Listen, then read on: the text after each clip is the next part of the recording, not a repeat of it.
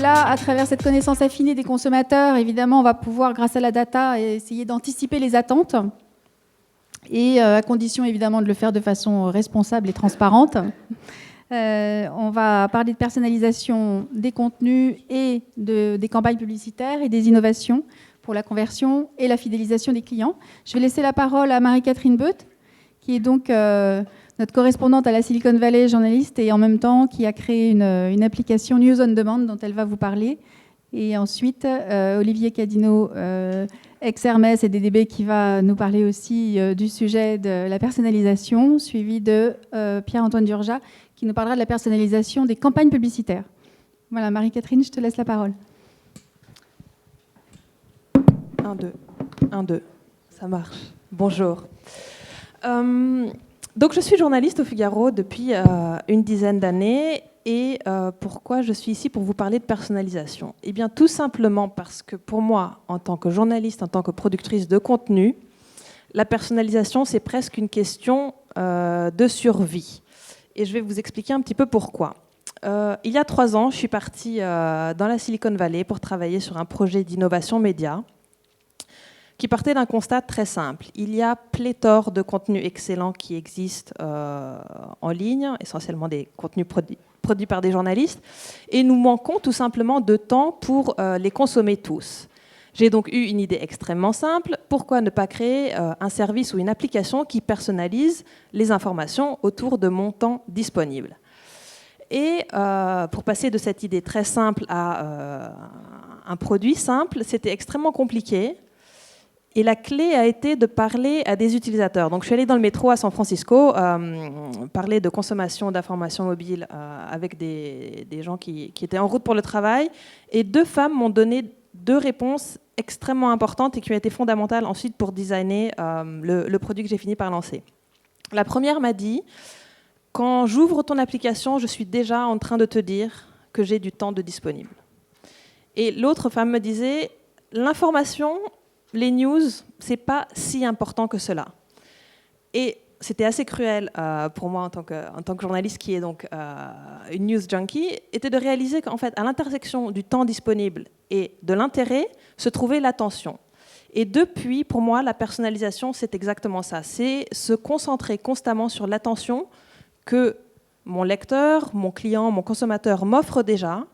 Et donc, à partir de là, mon problème n'était plus du tout de designer une application qui permet de quantifier le temps et de dire j'ai 15 minutes, donc mets quelque chose dans ces 15 minutes, mais de dire chaque seconde que mon consommateur va passer avec mes contenus doit être une seconde qui a été bien passée. Donc, autrement dit, il fallait constamment chercher à améliorer la qualité du temps passé avec mes contenus, que ce soit 10 secondes ou 10 minutes, c'est exactement la même chose.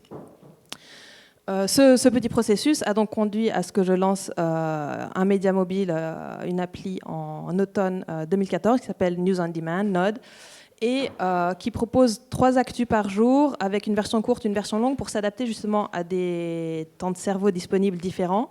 Ce qui était extrêmement intéressant depuis qu'on a lancé cette appli, c'est de voir le feedback qu'on a eu des utilisateurs, des commentaires de type j'ai l'impression d'avoir eu plus d'informations avec ton appli en une semaine que j'ai eu au cours de toute l'année écoulée. Donc là, il y a clairement quelque chose à creuser sur la qualité du temps et pas juste sur la quantité. Et depuis, enfin, on a des taux d'engagement assez importants, un taux d'usage quotidien de 30% qui est plutôt très satisfaisant sur ce qu'on veut faire. Et donc, en une phrase, pour moi, la personnalisation, c'est exactement ça. C'est faire en sorte que chaque minute d'attention que quelqu'un voudra passer avec mes contenus, avec mon service, est la meilleure minute qui soit pour cette personne. Olivier.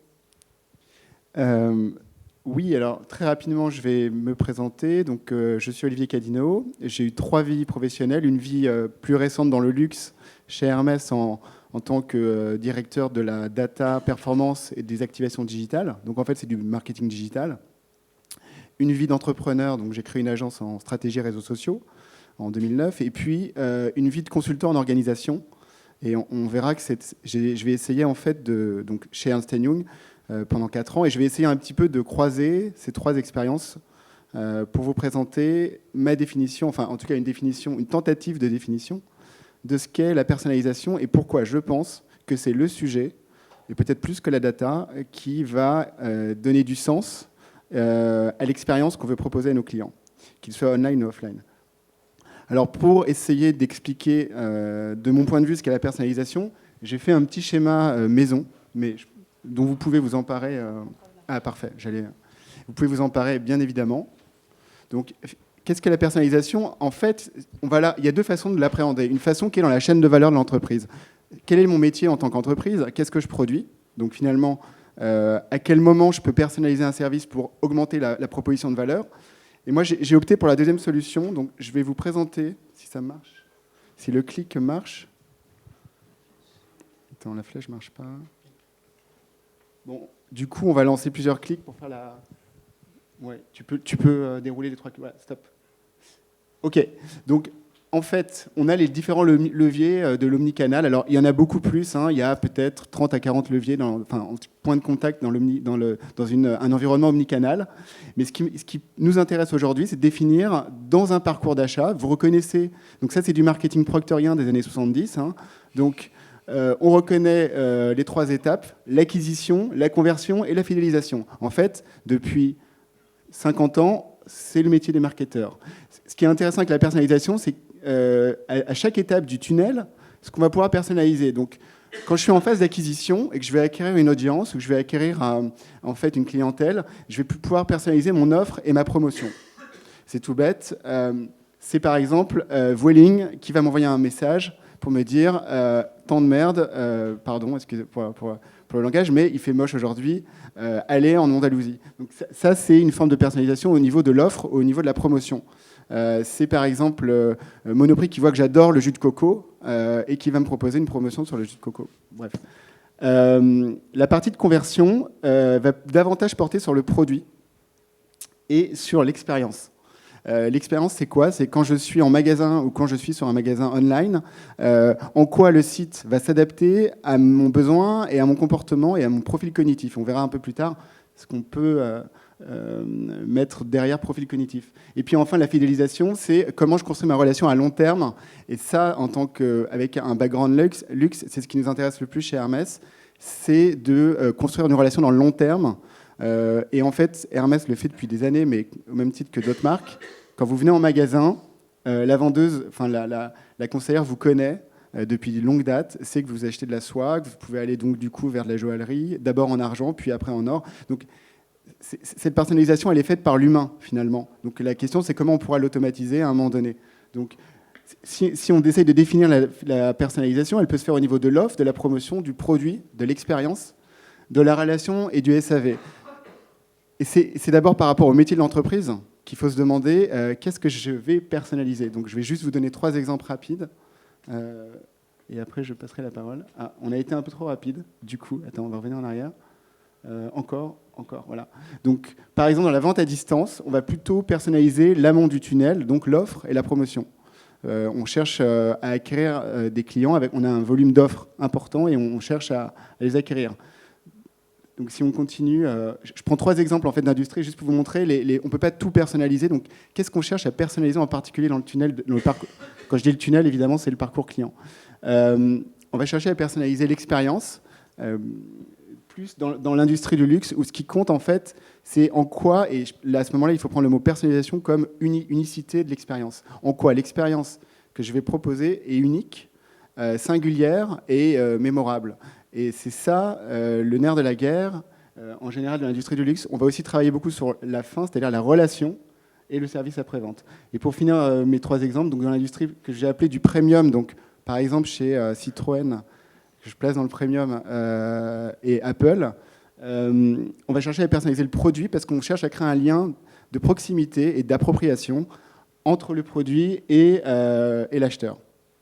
Voilà, donc c'est juste pour vous mettre en perspective par rapport à vos métiers, si vous êtes des annonceurs ou même des agences de conseil, quelles sont les grandes briques de la personnalisation au regard du parcours client? C'est intéressant. Tu veux bien me remettre ton slide parce que je vais te contredire un peu. Merci. Alors, moi, je suis donc Pierre-Antoine, moi je suis plutôt ingénieur de formation, je suis développeur, je suis le dirigeant d'Adventory, on fabrique des technos de personnalisation publicitaire, donc on fait une partie du moteur qui fait tourner ce genre de trucs. Alors d'abord pour définir, parce que je posais la question un peu de définition de la personnalisation. Alors une définition très technique que je donnerais, c'est que le parcours et l'expérience client est différent d'une personne à l'autre.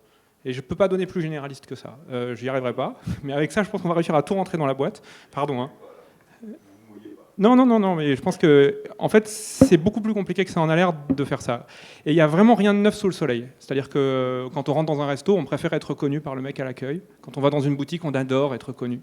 Quand on achète des vêtements, on aime choisir ses couleurs, faire ses assortiments. Enfin, personnaliser, c'est pas un nouveau sujet qui a été créé par le digital, hein, pardon. Et donc, on n'a pas l'impression, en parlant aujourd'hui, de parler d'un nouveau sujet. Je pense qu'on a beaucoup parlé tous les deux. Et par contre, ce qui est marrant, c'est que par rapport à ton schéma, moi je trouve qu'on a tendance à... En fait, on est remonté à l'envers dans le digital. C'est-à-dire qu'on a commencé par personnaliser finalement le service après-vente. Parce que c'était le plus facile. Il y a un mec qui rappelle, là il y a un vrai contact client, ça s'est établi. Puis tout doucement, on remonte. On va personnaliser l'expérience dans la boutique. On a un vendeur qui reconnaît. Puis on commence après à personnaliser le produit aussi. On peut faire des choses. Ton produit est personnalisé, mais on peut personnaliser plein d'autres choses. Je donnerai quelques exemples, des voitures, des chaussures, plein de choses.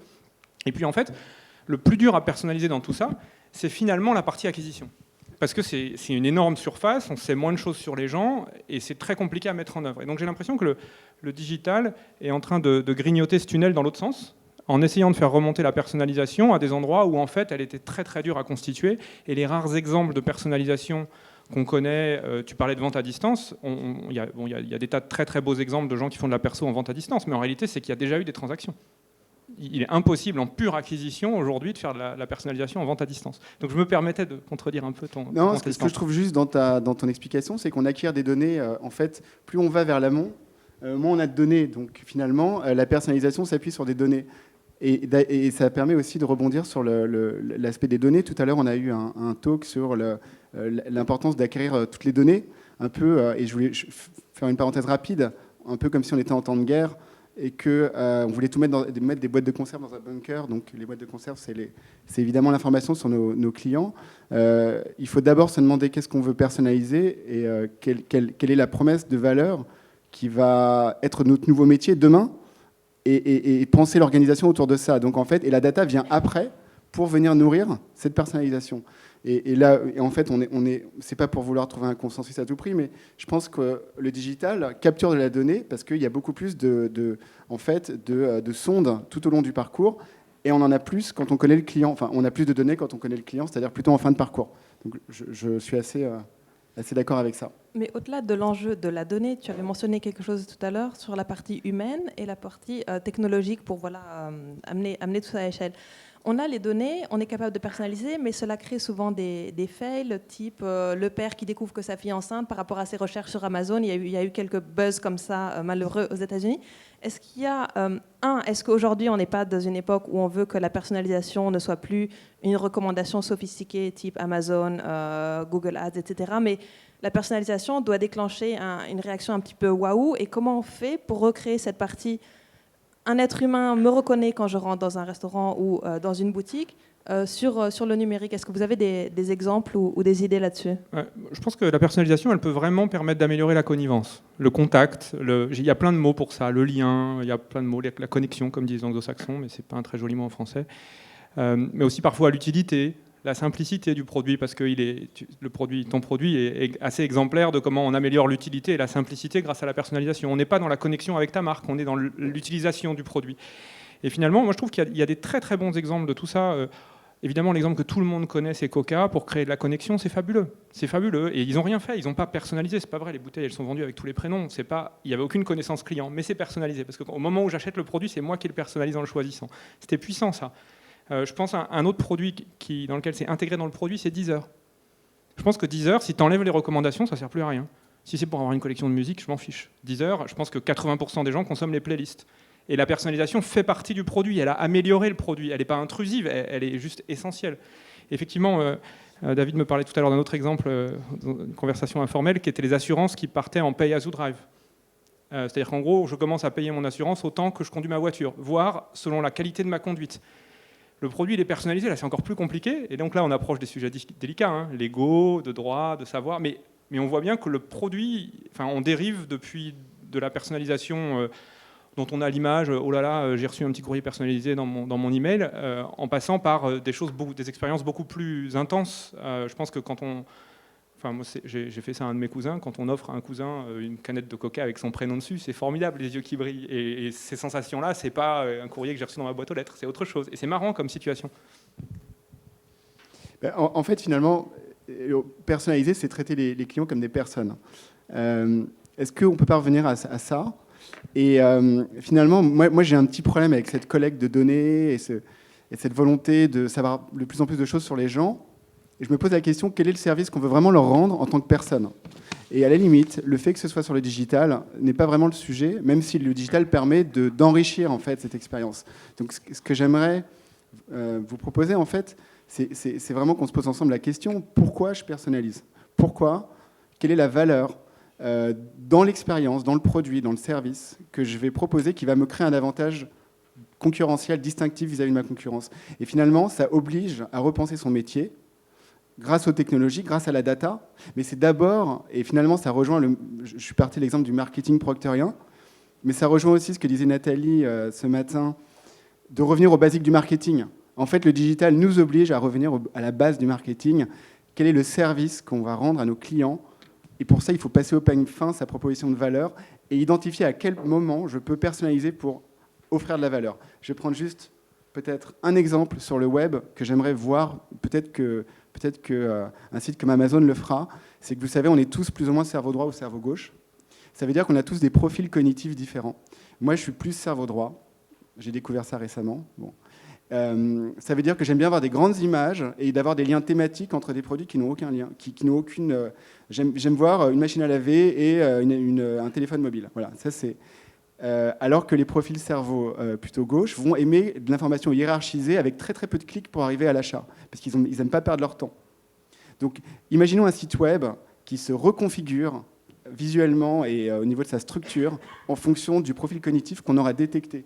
Quand je reviens, en fonction de ma navigation, on comprend si je suis plutôt un visuel ou plutôt quelqu'un de hiérarchique dans mon traitement de l'information. Et du coup, le site web se remodule et on augmente la performance et la transformation. Donc pour moi, ça, c'est un bon exemple de ce qu'on pourrait faire avec de la personnalisation. En fait, personnaliser, c'est simplifier la vie de ses clients. Et c'est toujours, encore une fois, dans l'idée d'une proposition de valeur. Olivier, j'adore ce que tu viens de dire parce que ta vision de la machine à laver à côté du téléphone, moi j'ai cette vision-là pour mon site d'info, lefigaro.fr. Je voudrais qu'ils mettent en avant des grandes enquêtes internationales et technologies parce que ça c'est mes tropismes perso, et la réforme du collège que des petites fact-box rapidement parce que j'ai pas d'enfants scolarisés, ce qui peut être le cas totalement opposé pour quelqu'un d'autre. En gros, comment on fait pour que l'expérience qu'aujourd'hui on a finalement sur Facebook, hyper personnalisée, et mon fil Facebook ne ressemble pas au tien ni au tien, comment on fait pour avoir ça pour n'importe quel site, produit, service? Il faut des données. Comment on fait pour convaincre l'utilisateur que ça vaut le coup de me dire qu'il est cerveau droit ou cerveau gauche? C'est un contrat relationnel. En fait, dès lors que vous êtes transparent sur la promesse de valeur, la proposition de valeur, je vous donne de la donnée. Donc finalement, tout ce qu'on a vu sur comment Facebook connecter, le social login, etc., moi je trouve ça un tout petit peu... et pourtant, je viens des réseaux sociaux dans mon métier de base, mais je préfère qu'une marque me dise, voilà, je vais te demander telle information, tu vas choisir entre deux images laquelle tu préfères, et tu vas voir, ça va faciliter ton expérience. Comme un peu... Tu es vraiment cerveau droit, toi. Je Bah, dis, t'es vraiment cerveau droit. Oui, toi, oui, j'ai découvert récemment. Mais pour répondre à ta question, je pense que les marques sur Internet et sur les devices digitaux doivent être transparentes quand elles demandent une information à quelqu'un, lui expliquer pourquoi on lui demande cette information. Et plutôt qu'essayer de détourner en fait, les choses en ce Facebook connectant, donc je récupère des infos sur 10 ans d'historique, je ne trouve pas que ce soit une démarche que les gens vont accepter encore longtemps.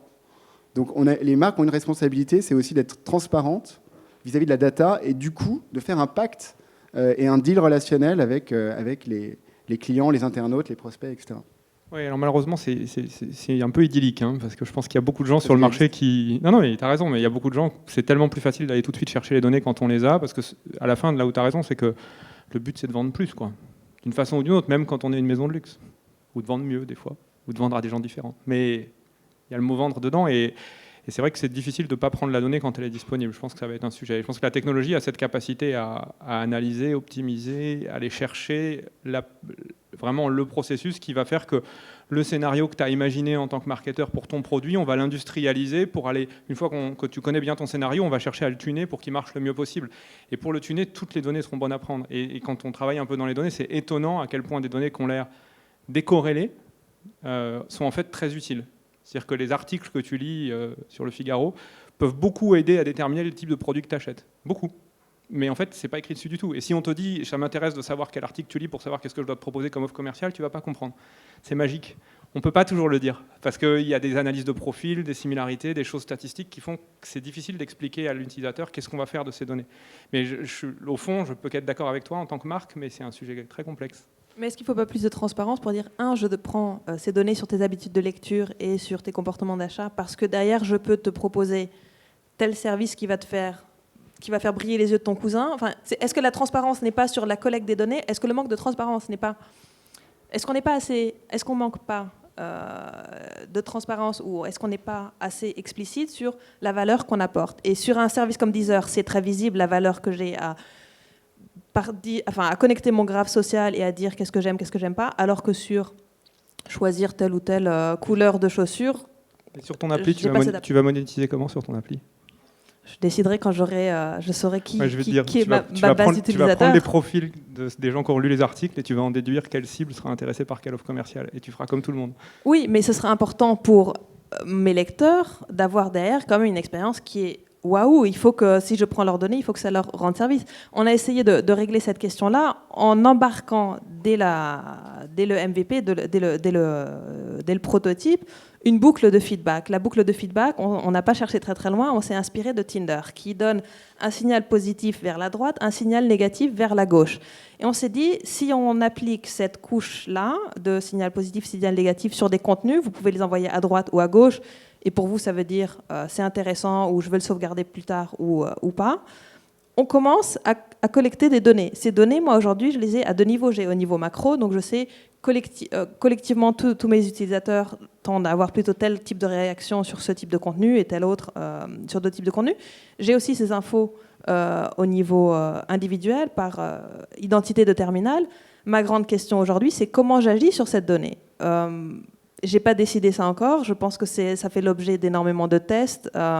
Avec les utilisateurs, on a plein de conversations avec des gens qui nous disent « Moi, j'ai envie que tu personnalises toujours plus les contenus que je vois par rapport à ça. » Il y a d'autres qui sont de l'autre côté du spectre et qui me disent « Non, je veux pas plus de personnalisation au sens plus de filtrage parce que j'ai peur de rater quelque chose. » Donc, pour nous qui créons le produit, c'est une grande question en disant « Ok, de quel côté du spectre on doit se placer? Est-ce qu'il faut proposer les deux? Est-ce qu'il faut laisser le plus grand nombre décider ?» Ça, j'ai pas encore arbitré. Oui, en fait, pardon de te relancer sur la question. C'est toi qui devais mener la table ronde, je suis désolé. Non, c'est une conversation qu'on a là. C'est quoi les boucles de feedback c'est quoi le signal positif, signal négatif chez toi? Dans la pub, c'est assez marrant parce qu'on a un signal un peu brutal qui est le clic sur les pubs, quoi. C'est un peu brutal, mais c'est un signal. Bon, c'est pas très subtil, hein. En fait, on arrive à avoir des signaux un peu plus fins parce qu'on arrive à déterminer postérieurement à ce qu'une pub ait été vue, est-ce que ça a changé le comportement des gens sur le site. Donc on arrive à avoir des boucles plus lentes, mais c'est plus lent à mesurer, parce qu'on n'est pas sûr que ce soit la pub qu'il a vue qui a changé son comportement. Donc c'est très dur de faire le tri. Au moins le clic, on est sûr que c'est lui qui a cliqué. S'il a vu plusieurs pubs pour un annonceur, c'est difficile de savoir si les publicités multiples, lesquelles ont induit quel comportement. Donc c'est des choses qui se mesurent avec des approches statistiques, de l'A/B testing, du multivariant. Enfin, il y a des tas de technologies pour faire ça. Mais on arrive à quand même avoir des boucles, et de toute façon le juge de paix, pour revenir à ce que je disais tout à l'heure, c'est quand même la transaction à la fin, quoi. C'est-à-dire que comme à la fin le but c'est d'avoir des transactions, c'est ça. À mon avis, un peu au détriment du lien avec la marque. C'est-à-dire que je pense que le digital s'est tellement focalisé sur la transaction que quand on a fini une campagne, on regarde si on a bien vendu, mais on ne regarde pas tellement si on a renforcé le lien avec la marque. Et je pense que pour quelqu'un comme toi, c'est un sujet sensible. En fait, quand on a commencé à vouloir définir la personnalisation, il y a un point, c'est que derrière la personnalisation se cache la volonté d'augmenter la performance de ces campagnes. En fait, ou alors on est face à une pression commerciale qui est trop importante. Finalement, posons-nous la question, pourquoi on personnalise? Pourquoi moi, je chercherais à personnaliser? Finalement, j'ai saturé mon audience de messages, j'ai plus de slots de communication. Donc là, je suis vraiment en amont, j'ai plus de slots, et du coup, plutôt que d'augmenter ma pression commerciale, je vais augmenter la pertinence marginale de mon message. Du coup, mon audience acceptera d'autant mieux d'être exposée à mon message et convertira ce message en action, donc suivant ce que je cherche à lui faire, un achat ou une inscription ou le téléchargement d'une application. Donc, ce qu'il ne faut pas perdre de vue derrière la personnalisation, c'est que l'idée, c'est toujours d'augmenter la performance par la pertinence et l'affinité de l'action. Donc ça c'est un point important. Et finalement, je vais presque être extrême, c'est que toute cette data platform management, finalement, n'a de vocation, à mon sens, que de transformer davantage et d'être actionnable. C'est ce qu'on disait tout à l'heure. Elle devient actionnable quand on commence à être juste et à être pertinent. Et du coup, c'est pour ça que la personnalisation peut avoir deux grosses dimensions. Une dimension qui est très tactique et opportuniste. C'est comment j'augmente la performance marginale de mon action en étant plus juste et plus affinitaire. Et en fait, l'autre dimension qui va plus me parler en tant qu'ex donc marque de luxe, c'est comment je crée une relation de long terme. Comment j'apporte un service de fond qui est intégré à ma proposition de valeur. Donc finalement, il y a deux dimensions de travail. Une dimension court terme de moduler intelligemment ma pression commerciale par la pertinence de mes messages, et donc le côté non intrusif de mes messages. Et le deuxième axe de travail, et on peut travailler sur les deux en même temps finalement, c'est comment je construis une relation de valeur, de long terme, avec mon client, à travers mes campagnes, et en lui apportant quelque chose et en lui apportant un service. Donc c'est vraiment deux clés que je voulais partager aujourd'hui. Voilà. Mais donc là, on parle de deux choses différentes, de personnalisation du message et de personnalisation du produit, et ensuite de l'expérience. Donc, voilà. Qu'est-ce qu'on personnalise, quand, pourquoi ? Oui, c'est un long sujet celui-là, parce que je pense qu'on en a fait un peu le tour tout à l'heure. Hein, tu as décrit un peu, on personnalise la relation avec le client dans CRM, la relation au moment où le contact s'établit, on personnalise le produit quand on peut, on personnalise la pub quand on peut. Je pense qu'il y a... Je rebondis un peu sur... Voilà, creusons, ça veut dire quoi quand on peut ? Il y a derrière des enjeux de ROI et de coûts, donc... Bien sûr. Bien sûr, mais... Comment on scénarise ça ? Alors, je pense que... Je vais te laisser la main là-dessus, je pense. Tu as plus une vision héroïste de ça que moi. En fait, j'ai fait un petit schéma juste après, parce que finalement, on a l'air de dire que personnaliser, après, on va vous donner la parole pour vous réveiller un peu, mais on a l'air de dire que personnaliser, c'est vraiment la nouvelle frontière pour augmenter la performance. En fait, il faut garder à l'esprit que la personnalisation a un coût. Donc, finalement, si je prends en axe le ROI, et en axe donc d'abscisse, en ordonnée les ROI et l'abscisse, l'investissement en personnalisation, on se rend compte qu'il y a un moment, donc on va encore, voilà, il y a une petite courbe, hop, ça c'est le coût d'entrée dans la personnalisation, c'est-à-dire que je vais avoir des coûts créatifs. Pour personnaliser, il ne faut pas perdre de vue que je vais avoir 3 ou 4 visuels suivant les 3 ou 4 segments que j'aurais définis. Donc il y a des coûts créatifs, il y a des coûts techniques, il y a des coûts de recettage de mes différents scénarios, il y a des coûts d'intégration, il y a des coûts marketing parce que j'ai une équipe marketing qui va segmenter et réfléchir. Et puis j'ai même des coûts de data parce qu'il faut que j'acquière cette data. Donc si je mets à bout tous mes coûts, il y a un ticket d'entrée à la personnalisation. Donc si on déroule cette courbe, on se rend compte que ça va dépendre du métier en fait, de l'entreprise et ce sur quoi elle veut se positionner. Mais il y a un niveau optimal de personnalisation qu'il faut trouver en tant que marque ou en tant qu'agence conseil pour définir en fait par rapport à l'investissement en personnalisation qui est fait, et donc à l'augmentation de la performance, donc à l'augmentation du ROI, quel est le bon niveau d'investissement. Voilà, c'est juste ce principe-là que je voulais illustrer à travers ce schéma. Oui, c'est intéressant que tu parles de ça, parce que c'est vrai que nous, si on a lancé Adventory, c'est exactement en constatant ce problème-là, en fait. C'est que personnaliser, le coût devient rapidement plus élevé que la performance qu'on en tire. Et en général, dans ces cas-là, c'est là qu'une machine doit intervenir. C'est-à-dire que quand on commence à avoir un problème de scalabilité, de reproductivité, de petites tâches qu'on sait bien faire individuellement, mais qu'on a du mal à faire à beaucoup, ça veut dire qu'il faut que les machines bossent, quoi. Donc, du coup, c'est vrai que probablement toutes les ruptures technologiques n'ont pas eu lieu là-dessus. Sur la façon dont on va pouvoir finalement déplacer un peu cet optimal de plus en plus vers le personnalisé, parce qu'on va réduire les coûts d'entrée. Nous, on l'a fait sur le côté créa, sur le côté scénarisation. Ça s'est fait avec le RTB sur le côté ciblage, parce qu'on peut toucher des gens de plus en plus précisément. Et finalement, je pense que tout l'écosystème est en train de regarder comment on peut réduire les frais fixes pour augmenter la capacité à personnaliser. Alors, est-ce que tu peux nous expliquer ton métier rapidement ? Parce que je pense que ça va intéresser. Moi, ça m'a bluffé, et peut-être tu peux... C'est vrai que je ne suis pas rentré là-dedans. Donc, ce qu'on propose de faire, c'est on a une technologie qui permet en temps réel, chaque publicité à l'instant où elle s'affiche, de personnaliser le contenu de la pub selon des données disponibles, de la connaissance client bien sûr, qui va être collectée au travers de DMP, on en a beaucoup parlé, qui va être collectée au travers de tags, mais aussi de données de temps réel qu'on va avoir, de météo, la géolocalisation de l'internaute, des choses comme ça. Et donc on est vraiment capable de faire en sorte que chaque message publicitaire soit différent. Et je pense que c'est ce qui... Nous, on est vraiment ce qu'on appelle de la publicité personnalisée. Et on va faire ça indépendamment des canaux, dans de la vidéo, dans plein de supports. En ce moment, on fait tourner des campagnes pour Leclerc ou la vidéo en pré-roll de Leclerc, sans que vous en rendiez compte. Le début, c'est la pub pour Leclerc qui est le moins cher, et à la fin, on passe en comparaison de prix pour le Leclerc et les magasins les plus proches de vous. Mais vous en rendez pas compte, c'est une seule vidéo, et chaque personne voit une vidéo différente, en fonction de là où elle habite, qui est la copie de la pub télé, mais personnalisée pour vous. Et donc personnalisée, on ne connaît rien au client. Donc pour personnaliser, ça ne veut pas toujours dire qu'on a une DMP et de la connaissance client. Des fois, on peut faire des choses. Un exemple très concret, c'est qu'on peut faire une pub qui rebondit sur l'article qu'on est en train de lire dans un journal. Bah oui. C'est relativement évident en fait. Dans le print, on l'a toujours fait, mais dans le digital, on ne le fait pas. C'est étonnant, parce que ce n'est pas quelque chose qui est travaillé. Ça permet de faire le lien avec un point important, c'est que personnaliser, c'est d'abord avoir l'idée de pourquoi on personnalise et qu'est-ce qu'on veut personnaliser. Et après, on va chercher la donnée qui va nous permettre de personnaliser. Mais dans la plupart des cas, la donnée est facilement collectable, finalement. Donc, on dépense beaucoup d'argent en construction de systèmes de management de données. Mais finalement, si on inverse la réflexion et qu'on se demande par rapport à notre métier, qu'est-ce que j'ai envie de personnaliser, moi, je vais prendre un exemple simple. C'est par exemple chez Sephora. Si j'achète systématiquement des crèmes Lancôme, peut-être que s'il y a une nouvelle crème Lancôme qui sort, j'aimerais bien que la vendeuse commence par ça et ne me parle pas de la crème Biotherme. Parce que pour moi, Biotherme, bien que ce soit le même groupe, c'est vraiment pas une crème que c'est une crème pour post-ado, mais c'est pas pour moi qui ai 55 ans. Donc, non. Bah, grâce à Lancôme... Ça marche vachement bien. Hein. Alors,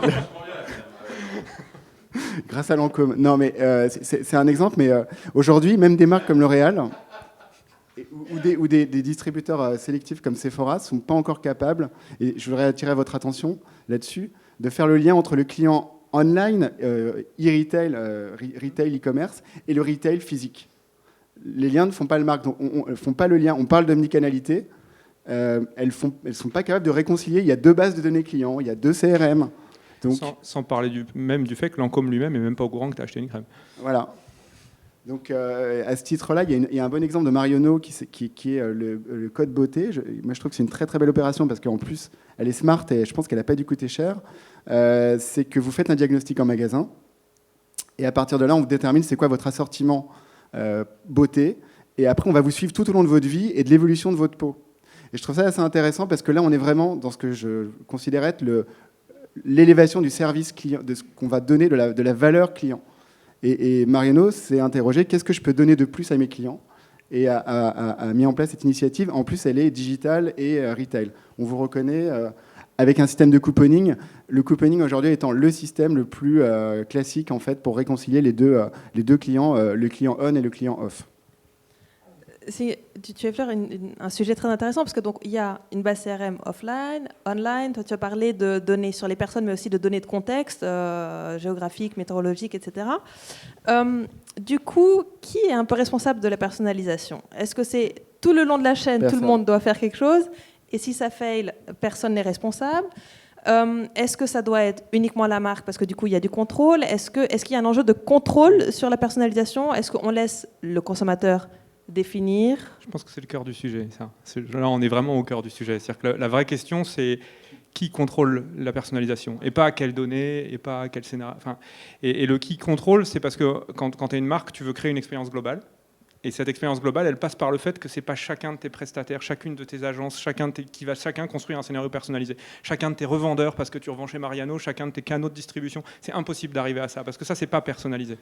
Et je pense que c'est d'ailleurs pour ça que les grandes maisons de luxe ont leur propre point de vente. Elles n'acceptent pas d'être vendues par quelqu'un d'autre, parce que ça y est, tu as cassé l'expérience, c'est plus personnalisé, c'est impossible. Donc je crois que le cœur de ça, qui est de la personnalisation, les scénarios de personnalisation, parce que finalement c'est des vrais business cases, c'est des scénarios au sens théâtral du terme, hein, c'est un scénario, c'est on fabrique une situation, elles sont aux mains des marques. Elles sont aux mains de personne d'autre, d'aucun prestataire, c'est le cœur de la culture d'une entreprise de définir sa personnalisation avec ses relations clients. Et de son métier et de sa promesse et de sa proposition de valeur. Ouais, et donc c'est des nouveaux métiers. Parce qu'il faut reconnaître un truc, c'est des nouveaux métiers. Et c'est ni data scientist, ni développeur, j'en sais quelque chose, parce que je n'ai pas mon job, ni vraiment du marketing traditionnel. c'est un métier qui est à cheval entre la data et la scénarisation et qui n'existe pas beaucoup aujourd'hui et qui est un peu nouveau. Et probablement, les premières émergences de ce métier, elles sont aujourd'hui en agence de pub. Parce que mécaniquement, c'est des gens qui ont toujours été au cœur de cette confluence entre quelle cible, quel client, quel message, quel produit et comment je mets tout ça bout à bout. Et donc probablement, ces profils sont en ce moment en agence en train d'émerger. Je peux qu'être d'accord avec ce que tu viens de dire. Donc, bien sûr. Finalement, c'est assez super ce que vous venez de dire, parce que si effectivement la responsabilité de la personnalisation incombe à la marque, puisqu'une marque est une promesse, une grande marque, c'est une promesse tenue.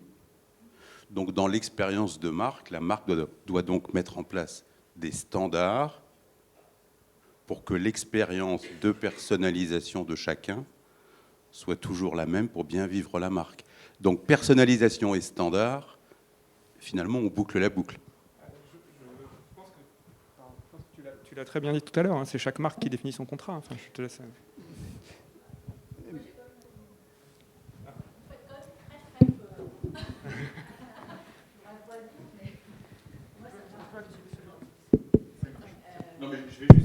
Non, je suis d'accord, totalement d'accord avec vous sur le parcours de la marque et sur le fait qu'elle doit avoir la maîtrise. Et ça, je suis totalement d'accord. À partir du moment où on est dans des médias ouverts, Figaro, un autre support, aller trop loin dans la personnalisation, moi, personnellement, d'abord, qui peut prétendre à un moment donné, parce qu'il a collecté de l'information qu'il peut mettre dans une boîte, et ça, je trouve ça insupportable en tant qu'internaute. Deuxièmement, la limite de la personnalisation, j'ai pensé à vous au niveau du Figaro. Là. On a eu ça à un moment donné quand on a fait des revues de presse. Quand on a fait des revues de presse, eh bien, les sociétés ont trouvé que finalement, ils payaient un institut pour faire une revue de presse. Donc, ils ont arrêté de donner, de distribuer les journaux au cadre et ils considéraient que de livrer la revue de presse était suffisante. Et on s'est rendu compte au bout de quelques temps que finalement, le fait de regarder les articles sur l'entreprise, c'était bien, mais finalement, ça fermait l'esprit des gens parce que les bonnes idées, on les trouve rarement chez soi, on les trouve beaucoup plus souvent que chez les autres. Et d'avoir trop de personnalisation, justement, empêche de découvrir de nouvelles choses.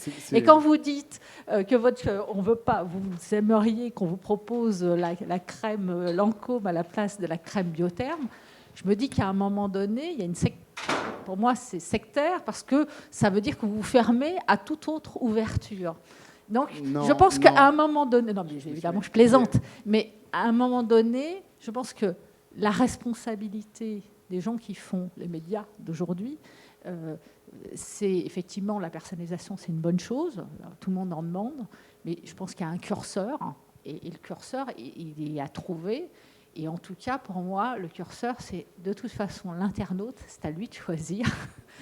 Et dernière chose, en termes de publicité, on parle toujours publicité média au niveau transactionnel. Et c'est dommage, même dans une assemblée comme celle-ci aujourd'hui, organisée par un média, il y a des entreprises qui n'ont pas de site transactionnel parce que c'est du B2B, et on enlève toujours, et on a du mal à mesurer aussi l'importance, je dirais, et l'impact de publicité purement média. Et jouer au clic, pour moi, ça m'insupporte, parce que quand on lit le Figaro, c'est pas parce qu'on a feuilleté le journal, qu'on a raté et qu'on a vu la pub qu'elle n'a pas un impact. Elle a un impact de notoriété, etc. Mais bien sûr, mais je pense que c'est... Oui, mais le problème, c'est qu'aujourd'hui, en termes de publicité, média, on ne parle que du clic, on ne parle que effectivement de la transaction. Moi, je veux vous dire une chose, 3/4 de mes clients sont des clients corporate, mais dans des courses, ils me disent « Ah bah oui, mais combien de clics j'ai eu ?» Et c'est insupportable, parce qu'effectivement, tous les articles qu'on voit là-dessus... Pourquoi vous leur donnez ? Mais parce qu'ils nous le réclament. Pourquoi vous leur donnez ? Mais parce qu'ils nous le réclament. Parce qu'aujourd'hui, on a tendance à penser que la data, ça fait tout. Or, moi, je suis pas d'accord. La data, ça fait pas tout. Il y a un exemple qui est projeté là, c'est marrant parce que je vais rebondir sur ce que vous venez de dire. C'est une campagne pour CDA. Et le but, c'est de faire venir les gens dans les parcs CDA, c'est Compagnie des Alpes, c'est Parc Astérix, c'est plein de parcs bien connus. Et on fait des campagnes de branding personnalisées avec eux. Concrètement, si jamais vous êtes identifié comme un senior, vous n'aurez pas les mêmes messages, les mêmes offres. Si vous habitez loin, on vous proposera de passer une nuit sur le parc dans la pub.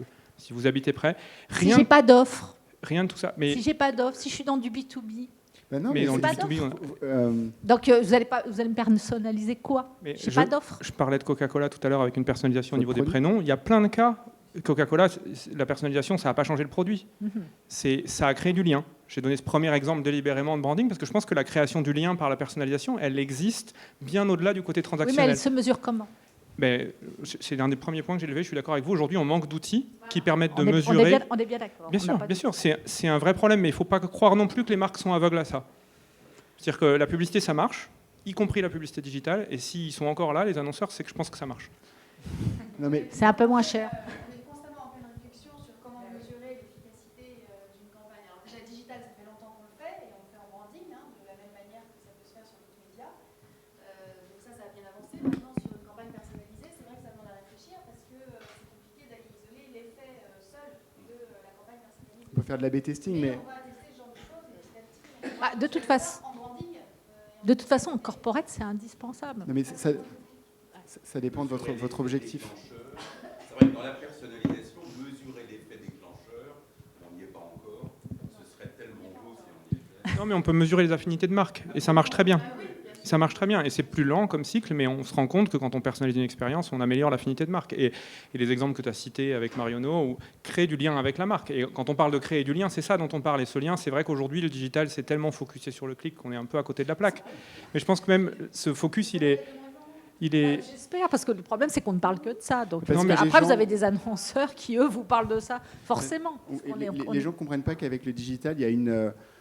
Le parcours d'achat, c'est complexifié et allongé. On l'avait vu ce matin, il y a un très beau schéma qui a été fait sur ça, sur cette complexification du parcours d'achat. On se focalise sur le bas du parcours, c'est-à-dire la conversion. Mais en fait, moi j'en parle alors que je ne suis pas légitime parce que j'ai un background plus luxe où en fait on se focalise plus sur le haut, c'est-à-dire l'image, la sympathie, la notoriété, mais on n'est pas du tout sur la conversion en fait, finalement. Je pense qu'il faut travailler tout ça, mais quels sont vos objectifs? C'est vraiment, encore une fois... Mais c'est plus facile à faire sur des marques comme celle-ci Oui, que sur des marques entre guillemets B2B ou des marques qui sont voilà, dans la banque. Alors, pas la banque. et qui ne sont pas des love brands. Ils n'ont pas forcément, je dirais, d'autres retours. Ils n'ont pas forcément du social media, ils n'ont pas forcément une page Facebook qui leur permet de mesurer sur d'autres médias l'impact qu'ils ont sur leur marque. Moi, je voulais faire un commentaire sur vos craintes sur les excès de personnalisation. Il y a un mot qu'on entend abondamment sur la côte ouest des États-Unis, à San Francisco beaucoup, qui est serendipity, qui est genre la rencontre au petit bonheur, la chance. Et donc, c'est dans ce petit écosystème qui génère des boîtes qui sont des monstres à absorber des données. Il y a tout le temps cette obsession de comment est-ce qu'on maintient quand même un certain hasard, parce qu'en effet, on découvre énormément de choses par hasard. Et pour moi, c'est peut-être un peu tordu, mais la personnalisation parfaite, c'est d'être capable de détecter à quel moment vous n'avez pas envie d'avoir une expérience personnalisée. Et qu'à un moment, on remet tous les compteurs à zéro et voilà. Parce que ça fait partie de la prise en compte de l'autre, de la personne à qui je m'adresse en tant que créateur de contenu, marchand de ce que vous voulez. Donc, la personnalisation, parfois, c'est pas juste créer des filtres, c'est aussi juste savoir très très bien qui on a en face de soi, dans quel contexte et comment est-ce qu'on peut lui faire le plus plaisir. Moi, je pense qu'il faut garder la capacité de surprendre. L'un n'empêche pas l'autre, justement. Et si on ne surprend pas, à un moment donné, on s'en finit par se passer. C'est ce qu'on appelle l'effet waouh. Et l'effet waouh, c'est un très bel effet. Et personnaliser, ça peut être à l'envers, c'est-à-dire ne pas envoyer de message. Je vais prendre un exemple. Par exemple, si on se rend compte, chez Hermès, on a des clients qui ne veulent pas qu'on leur envoie d'emails. Et c'est intrusif. Donc ces gens-là, on va leur envoyer juste 3 emails par an. Du coup, la personnalisation, ça devient le contraire de la pression commerciale, ça devient de l'anti-pression commerciale. Je personnalise ma pression commerciale vis-à-vis de ce que quelqu'un peut accepter, tolérer dans sa vie, puisque quand on envoie un mail, on rentre dans la vie des gens. Du coup, on peut aussi prendre le sujet à l'envers, être respectueux, et je pense que la personnalisation doit être respectueuse des gens quand ils ont envie d'être libres et qu'on leur mâche pas leur parcours, parce qu'ils ont envie de liberté. Et donc, la personnalisation doit intégrer ça aussi. Moi, je suis persuadée que ça a beaucoup plus d'impact d'envoyer 3 mails par an que de ceux qui vous envoient 10 mails par jour et que vous, Mais de toute je façon, pense que vous retirez, je dirais, sans même les ouvrir, sans même regarder l'intitulé, parce que tout il simplement, faut, ça vient il faut, il y a des activités distinctes. C'est très différent de s'appeler Hermès que de s'appeler Cdiscount. Ah, Et je pense qu'on n'a pas les mêmes objectifs business. Donc cette phrase que vous venez de dire n'est pas juste parce qu'en fait, ça dépend de qui on parle. Je pense qu'il faut revenir aux objectifs quand business. on voit le temps qu'on passe à retirer. Moi, j'ai plein de sites comme tout le monde, et puis de toute façon, ça fait partie de mon métier aussi de me tenir au courant. Mais quand on voit le temps qu'on passe à retirer tout, à mettre à la corbeille tous les sites, et ça n'empêche pas le fait que je veux rester connecté. Mais, Non, mais à un moment donné, c'est insupportable. Mais votre contrat avec la marque est rompu. Voilà, c'est blackout de la marque, blacklist, pas blackout. Mon contrat n'est pas rompu, mais je pense que ces sociétés-là exagèrent. Mais ça, c'est intéressant parce que ça boucle un peu la boucle avec ce qu'on se disait précédemment sur la nécessité d'avoir de la transparence et une boucle de feedback, c'est-à-dire la capacité pour vous de dire au bout d'un moment, je reçois beaucoup trop d'emails de telle marque, maintenant j'ai plus autant besoin d'avoir des infos sur tel ou tel truc. Hop, est-ce qu'on peut rechanger, adapter le contrat? Et donc on est tout le temps dans la personnalisation, dans ce ping-pong entre j'essaye d'anticiper un petit peu vos besoins et en même temps, de temps en temps, je vous permets de me dire déplaçons le curseur plutôt par-ci ou plutôt par-là. Ça, je suis d'accord avec vous. Il y a un truc qui est totalement binaire en Internet, c'est je m'inscris, je me désinscris. Effectivement, on devrait avoir la possibilité d'avoir la version intermédiaire. Juste un truc sur la personnalisation des données. Tout à l'heure, vous parliez du fait qu'on garde les données.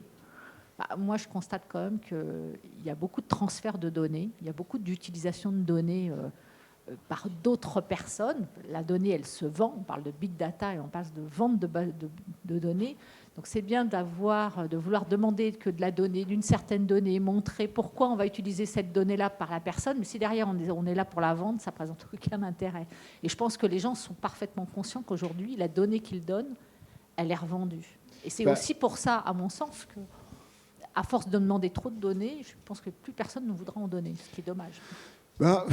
Pardon. Moi, je pense que c'est un moment où on peut finalement distinguer la bonne personnalisation et la mauvaise personnalisation. Donc, c'est pas comme la. C'est pas une question de personnalisation, c'est une question de savoir est-ce que l'entreprise à qui vous allez la donner, est-ce qu'elle va la garder pour elle ou est-ce qu'elle va la partager? Pour rester dans le cadre de notre sujet, c'est vraiment la bonne personnalisation doit être transparente et ajustable. Vous devez pouvoir graduellement ajuster votre niveau de personnalisation. Donc, ça, c'est des axes de réflexion parce qu'aujourd'hui, on est au tout début de ça. Et puis, je pense qu'elle doit être intégrée au service de l'entreprise et à sa proposition de valeur. Donc, ça fait partie du métier et du coup, ça change l'organisation. Une entreprise capable de personnaliser son produit, quand vous appelez Nike et que vous proposez de produire une chaussure en 3 semaines, quelle que soit la couleur qu'on vous demande, et de la livrer en 3 semaines, toute votre organisation est changée. Donc, ce n'est pas uniquement du marketing au sens de l'awareness ou de drive to store ou du drive to click, c'est aussi qu'est-ce que je propose en tant que marque, c'est quoi mon nouveau métier. Et j'invite vraiment les marques à réfléchir dans ce sens de en quoi cette data me permet d'enrichir l'expérience, le produit et le service et la satisfaction des clients. Ouais, je peux d'autant plus soutenir ça que je pense que la techno va faciliter de plus en plus la capacité à personnaliser, et ne serait-ce que l'exemple Nike que tu donnes en est un, c'est-à-dire que les technologies en chaîne permettent de faciliter de plus en plus la personnalisation, et donc des marques qui avaient construit une image très légitime fondée sur une personnalisation dans la relation humaine vont se retrouver challengées par des marques qui construisent leur personnalisation sur une relation digitale, et il faut réinventer cette personnalisation sur la relation digitale. Et ce n'est pas un sujet facile, vraiment pas, et ça nécessite de repartir un peu à zéro. Je rebondissais sur ce qu'on disait sur la pression publicitaire.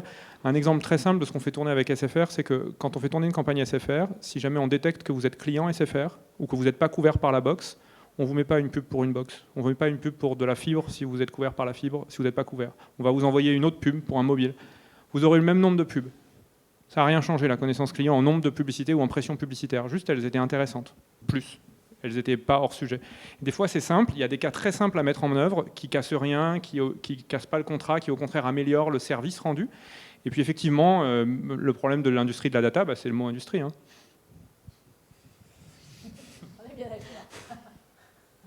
Est-ce que quelqu'un d'autre a des questions peut-être? Sinon, Pierre-Antoine, tu peux peut-être continuer tes exemples. En fait, je suis passé. Si on peut avancer de 2 slides, parce que là, il veut pas. La télécommande est rétive. Si tu veux bien, merci Pascal. Celui-là, j'en ai parlé. Et ouais, donc ça, c'est un autre exemple de personnalisation vraiment.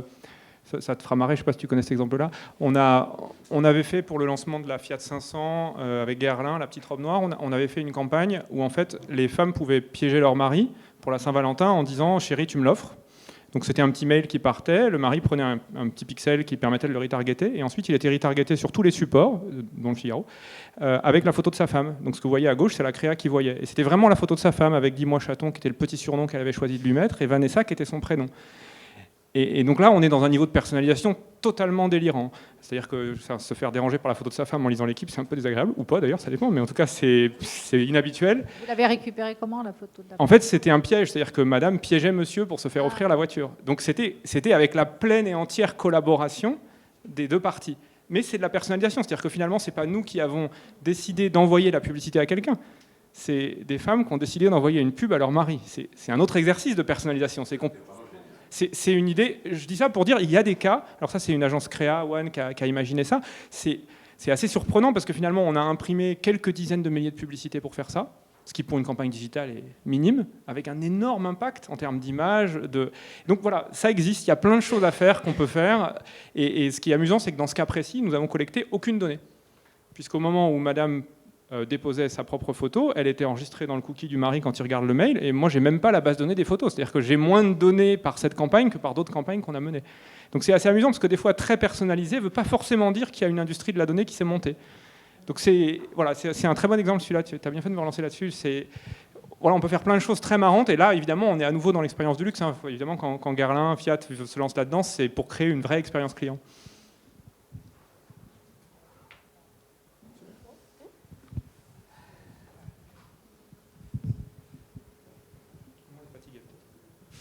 Est-ce qu'il y a des personnes qui sont dans ces réflexions de personnalisation des mails ou des pubs est-ce qu'il y a